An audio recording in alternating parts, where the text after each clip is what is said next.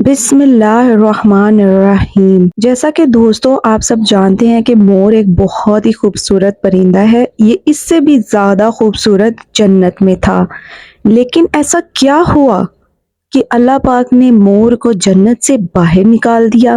جب جنت میں رہتا تھا تو اس کے بعد وہ جنت کے دروازے پر گیا۔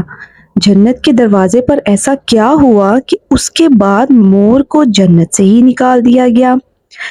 اللہ پاک نے جب حضرت آدم علیہ السلام اور اماں حوا کو جب پیدا کیا تو اس کے بعد انہیں جنت میں بھیج دیا گیا۔ وہ جنت میں بڑی ہنسی خوشی اپنی زندگی گزار رہے تھے۔ جب شیطان کو یہ پتا چلا تو اس سے برداشت نہ ہوا، کیونکہ حضرت آدم کی وجہ سے ہی شیطان کو جو ہے وہ جنت سے باہر نکالا گیا تھا۔ تو شیطان نے سوچا کیوں نہ حضرت آدم سے بدلہ لیا جائے، جس کی وجہ سے اس نے سوچا کہ مجھے اس کے لیے جنت میں جانا پڑے گا۔ وہ 300 سال تک جنت کے دروازے کے باہر بیٹھا رہا کہ کوئی تو آئے جو مجھے جنت کے اندر لے جائے۔ 300 سال کے بعد مور جو ہے وہ جنت کے دروازے پر پہنچا۔ ایسے ہی چہل قدمی کرتے ہوئے جب اس نے دیکھا کہ جنت کے دروازے کے باہر کوئی کھڑا ہے، شیطان نے اس کی تعریف کرنا شروع کر دی کہ تم تو بہت ہی خوبصورت پرندے ہو، تم تو بہت ہی خوبصورت پرندے ہو۔ کئی دفعہ اس نے یہ بات دہرائی اور اس نے پھر گزارش کی کہ مجھے بھی جنت کے اندر جانا ہے، کیا تم مجھے جنت کے اندر لے جاؤ گی؟ تو مور نے کہا نہیں، میں ایسا نہیں کر سکتی، میں تو اتنی طاقتور نہیں ہوں کہ تمہیں جنت کے اندر لے جاؤں۔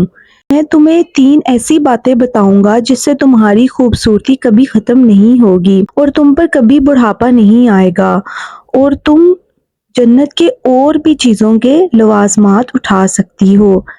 مور نے کہا کہ مجھ میں اتنی طاقت نہیں کہ میں تمہیں اندر لے کر جا سکوں۔ ہاں، میرا ایک دوست ہے جو تمہیں اندر لے کر جا سکتا ہے۔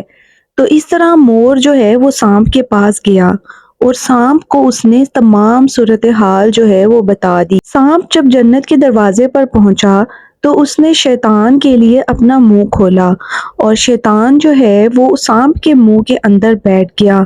تو اس طرح مور اور سانپ اسے جنت کے اندر لے گئے، اس لیے اسے کوئی نہ پہچان سکا۔ لیکن فرشتے یہ سب کچھ دیکھ رہے تھے اور فرشتوں کو پتہ لگ گیا تھا کہ شیطان جنت کے اندر داخل ہو چکا ہے۔ تو انہوں نے اللہ پاک سے کہا کیا ہم اس شیطان کو جنت سے باہر نکال دیں؟ تو اللہ پاک نے کہا نہیں، شیطان کو ادھر ہی رہنے دو۔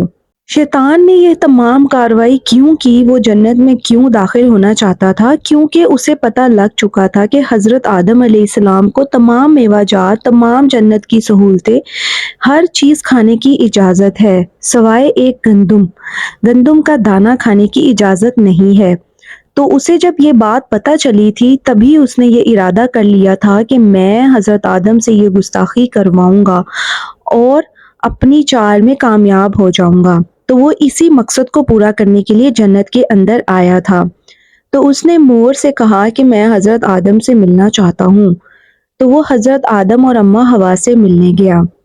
ان سے مل کے شیطان اپنی محبت کا اظہار کرنے لگا اور کہنے لگا میں چاہتا ہوں کہ آپ اسی طرح جنت میں ساری زندگی ہنسی خوشی رہیں۔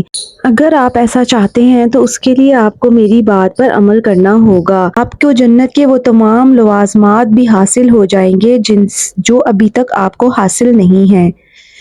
تو حضرت آدم اللہ تعالیٰ کی نافرمانی کرنے سے ڈر کی وجہ سے کانپنے لگے اور انہوں نے اس چیز کی نافرمانی کرنے سے انکار کر دیا، لیکن اماں حوا نے اپنی ضد کی وجہ سے حضرت آدم کو بھی راضی کر لیا اور انہوں نے گندم کا ایک ایک دانہ کھا لیا۔ اس کے بعد اللہ تعالیٰ نے فوراً ہی حضرت آدم اور اماں حوا کو جنت سے نکال دیا۔ اللہ تعالیٰ نے فرشتوں کو حکم جاری کیا اور حضرت آدم اور اماں حوا کو جنت سے نیچے زمین پر اتار دیا گیا اور سانپ اور مور کو بھی اسی وجہ سے جنت سے نکالا گیا تھا۔